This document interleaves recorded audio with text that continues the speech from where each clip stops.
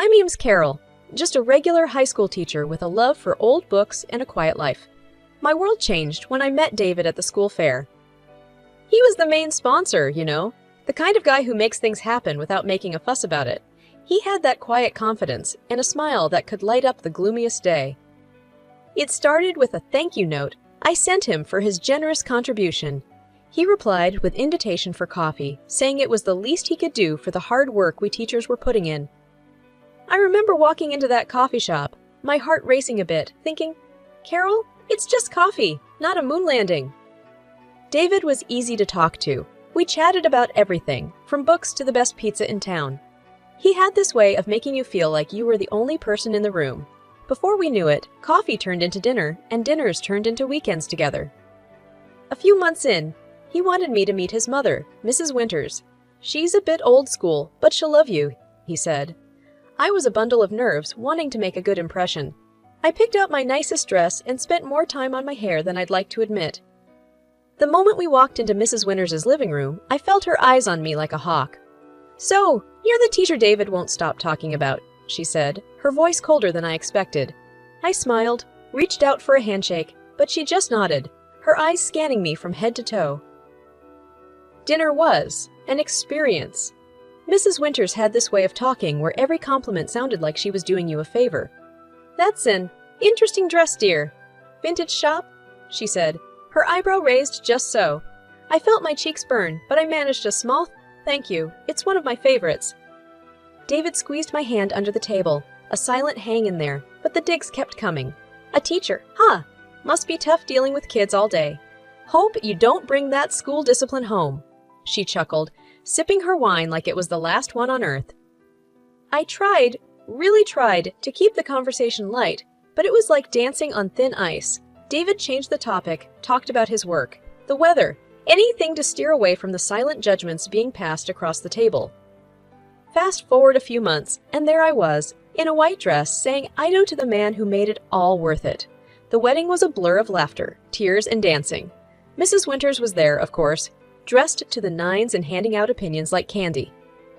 Lovely ceremony, though I'd have gone for real flowers. Not these. What are these, dear plastic? She said, eyeing the decorations. We moved into David's home soon after. It was a beautiful place, cozy and welcoming, except for the chill I felt whenever Mrs. Winters was around. David assured me it would get better, that she just needed time to get used to me. Moving into David's home felt like stepping into a new world, one where every corner held a memory of Mrs. Winters' reign. It wasn't long before I got introduced to her morning ritual, the infamous inspection. It started like clockwork every morning. The minute the clock struck 10, the front door would creak open, and in she'd walk like the queen of her castle. Mrs. Winters had this air about her, like she owned every inch of the place. Her first move was always to slip on those pristine white gloves, snapping them tight like she was about to perform surgery. "Morning, Carol dear," she'd say, her voice dripping with a sweetness that never reached her eyes. "Just here to help you keep the place up to David's standards." I'd force a smile, my hands clenching the dish towel a bit too tight. "Thanks, Mrs. Winters, but I've got it covered." She'd tut and shake her head, already walking towards the living room. "Nonsense, dear. You're new to this. It takes a keen eye to keep a house like this." And then it'd begin. She'd glide from room to room, that white handkerchief in her hand sweeping over every surface. It was like watching some twisted ballet, her movements precise, calculated. "You see here, dear," she'd say, holding up the handkerchief, now with a faint smudge of dust. "This is what I'm talking about. Can't have David living in a dustbin, can we?" I bit my tongue, the words, "It's not a dustbin," sitting at the tip, but I swallowed them down. David had asked me to play nice, and I was trying, really trying. The worst was the kitchen. That's my territory, I love cooking, always have. But she'd march in there like a general, inspecting the troops.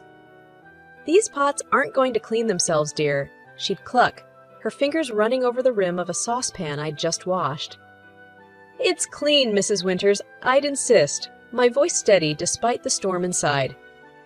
She'd hum, a sound that said, "I've heard better jokes." Well, we have different standards, I suppose.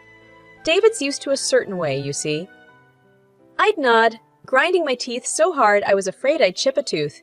It was the same every day. The living room, the bedrooms, even the bathrooms weren't spared. By the time she'd leave, I'd feel like a deflated balloon, all my energy sapped by her constant nitpicking. David would come home, all smiles and hugs, and I'd put on a brave face.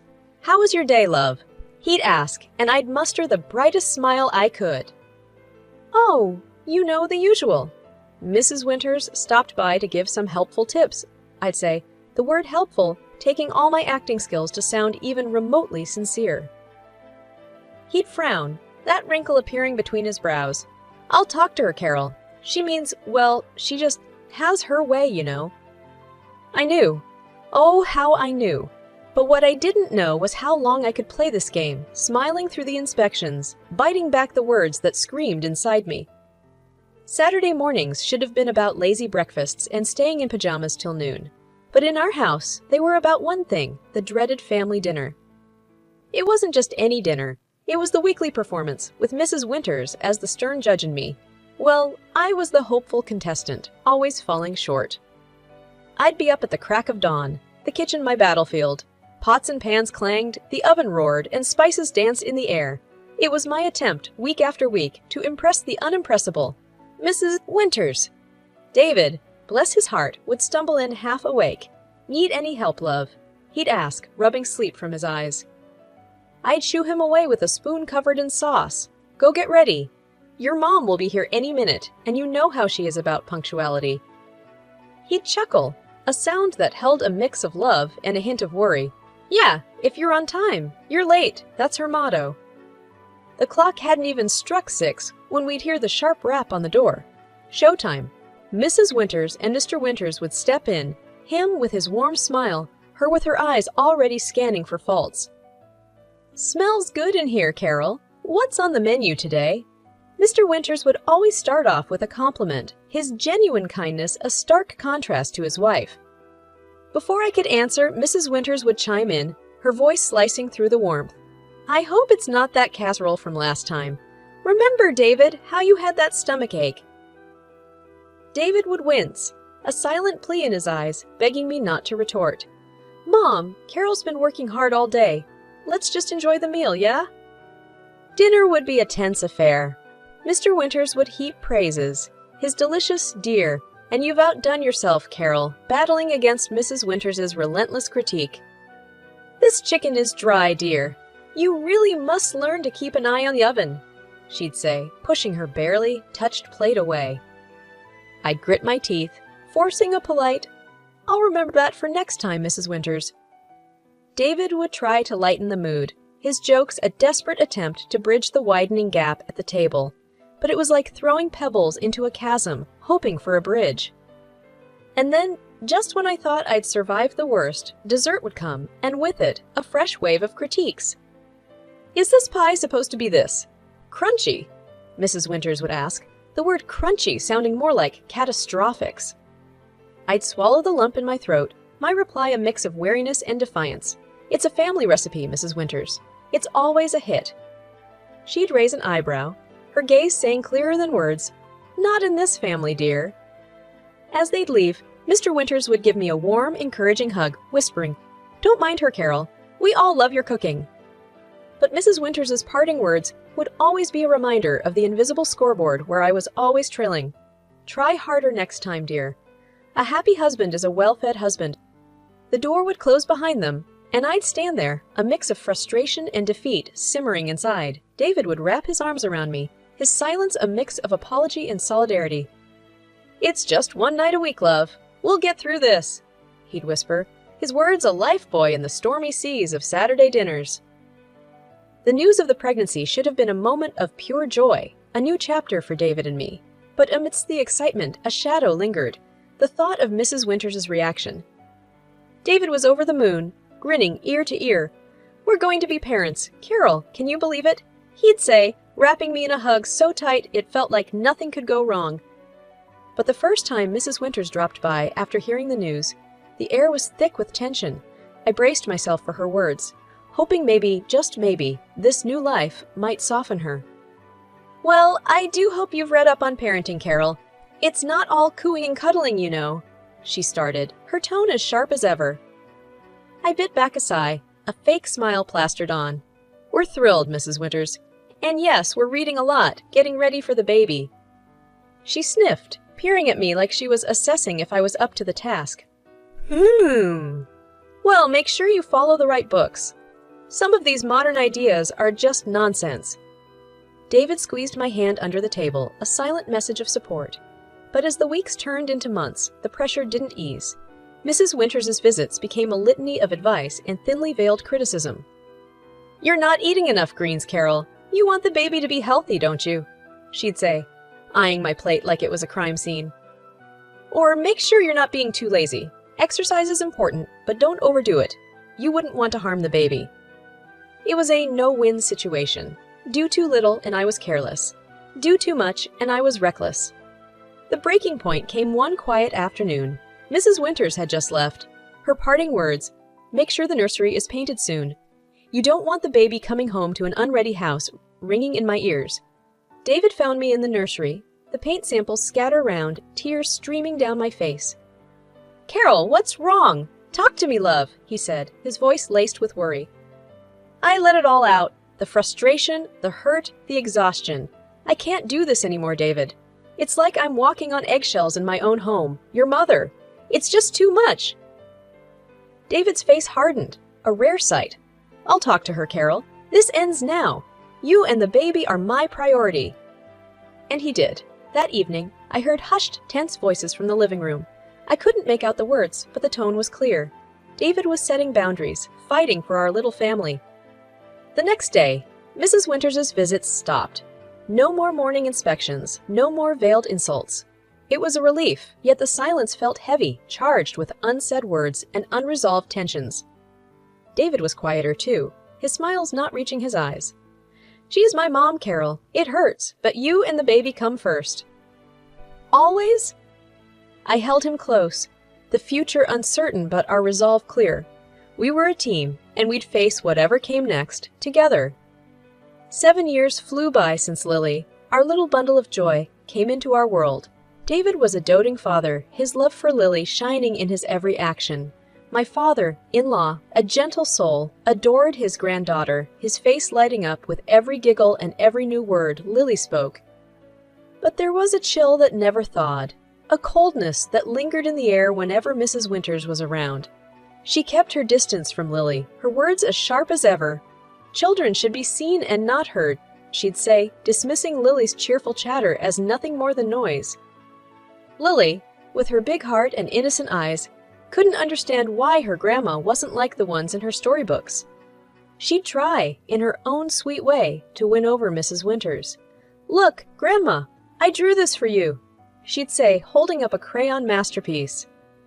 Mrs. Winters would barely glance at it, her voice devoid of warmth. "That's nice, dear. Now go play, Grandma's busy." But Lily never lost her spirit. She found her passion early, cooking. The kitchen was her kingdom, her small hands skillfully mixing, stirring, and baking. Every weekend was a new adventure, her culinary creations a source of pride for us. "Look, Daddy, I made cookies," she'd exclaim, her face beaming as she presented her latest work.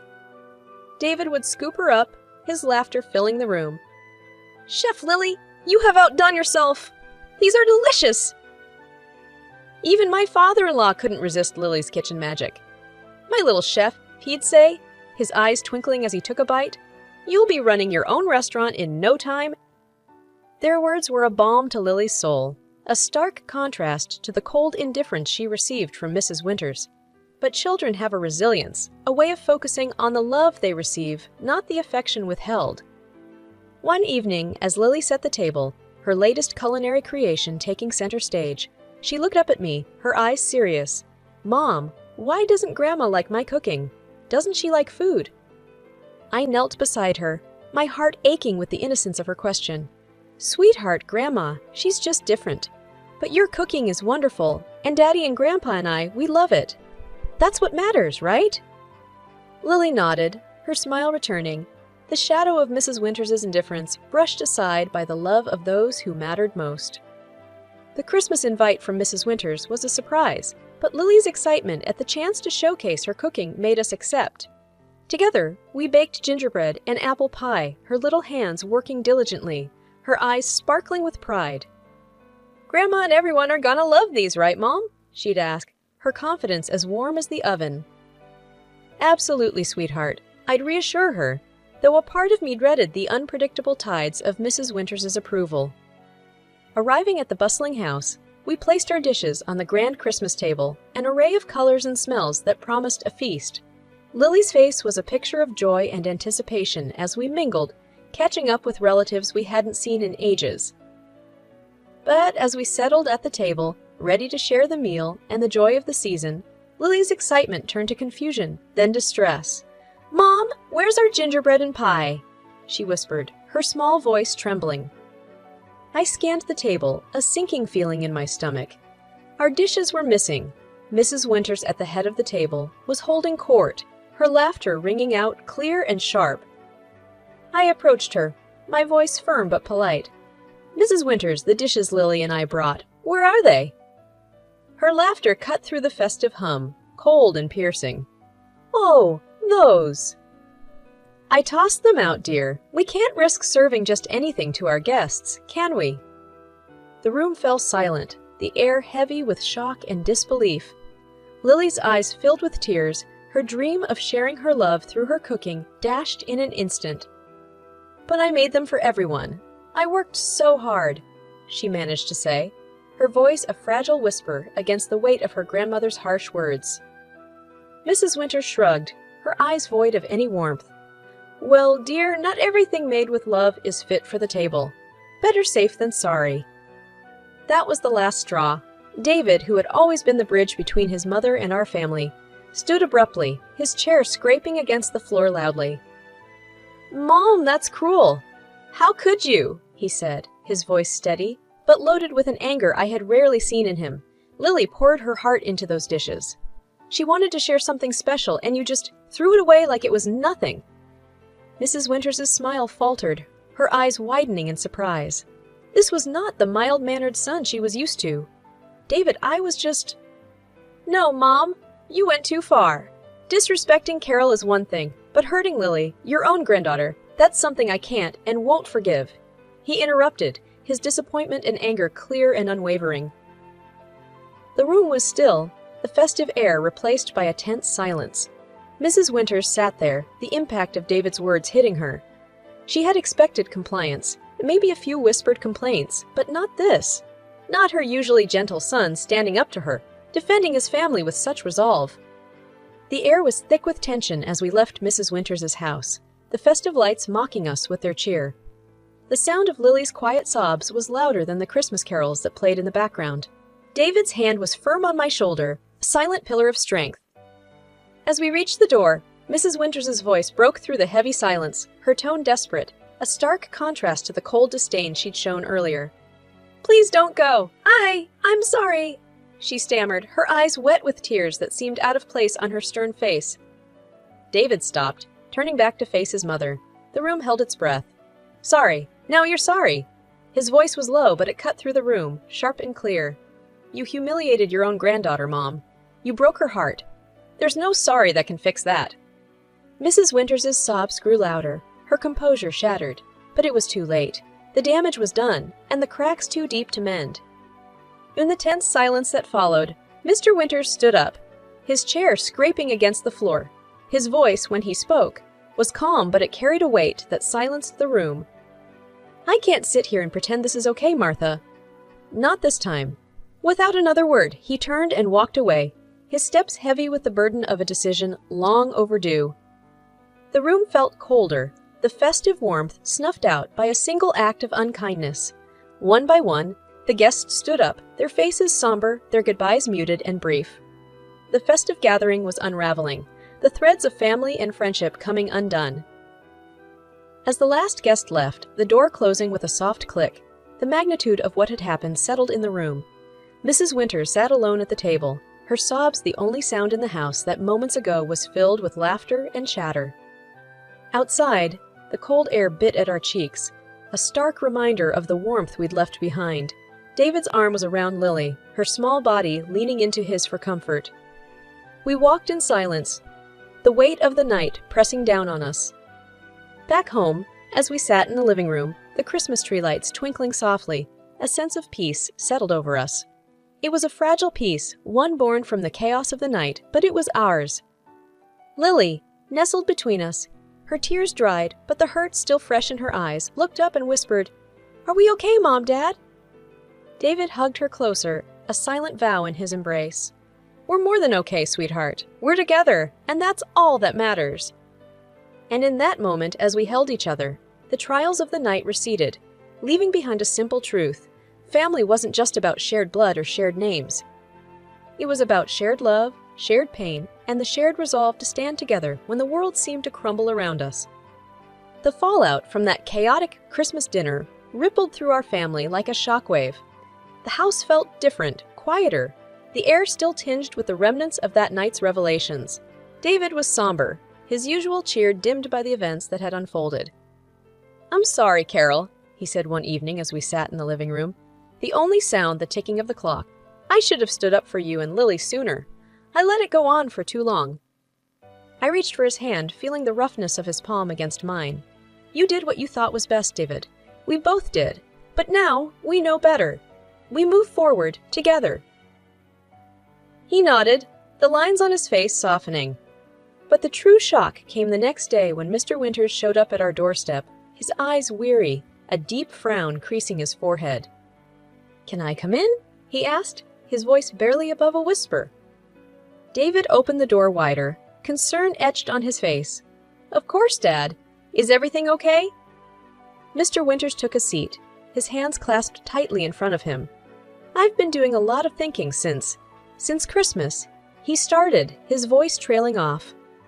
We waited, the tension thick in the air. Finally he looked up, his eyes meeting ours. "I can't believe Martha could be so cruel, so heartless to her own granddaughter. I never imagined she could go that far." David shifted in his seat, the weight of his father's words heavy on his shoulders. "Dad, Mr. Winters raised a hand, stopping him mid-sentence. "No, David, I should have seen it, should have done something sooner.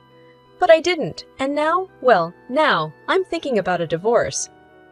The word hung in the air, heavy and unexpected. Divorce wasn't a word thrown around lightly in our family, and coming from Mr. Winters, it was a bombshell. "Divorce!"